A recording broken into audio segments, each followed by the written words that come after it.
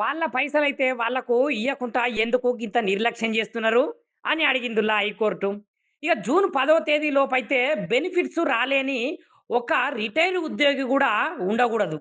ఇక రిటైర్డ్ ఉద్యోగుల బెనిఫిట్స్ విషయంలో అయితే ఆర్థిక శాఖ మీద తెలంగాణ హైకోర్టు అయితే మస్తు ఆగ్రహమైందని చెప్పొచ్చు. కాంగ్రెస్ ప్రభుత్వము వాళ్ళకిచ్చేటువంటి బెనిఫిట్స్ ఇయ్యలేదని రిటైర్డ్ ఉద్యోగులు వేసినటువంటి 754 పిటిషన్ల పట్ల విచారణ జరిపిందిలా తెలంగాణ హైకోర్టు. ఒక్క పిటిషన్‌ల దాదాపు 1-10 మంది పిటిషనర్‌లు ఉన్నారని, ఒక్కో పిటిషన్‌లల్ల ఎంతమంది బెనిఫిట్స్ ఇచ్చిండ్రో పూర్తి నివేదిక అందజేయాలని ఆర్థిక శాఖకైతే ఆదేశాలనైతే జారీ చేసిందట. ఇక రిటైర్డ్ ఉద్యోగులు చాలా సున్నితంగా ఉంటారని, వాళ్ళ జీవితాలతోటి చెలగాటం ఆడొద్దని ఆర్థిక శాఖకైతే హైకోర్టు హెచ్చరించింది.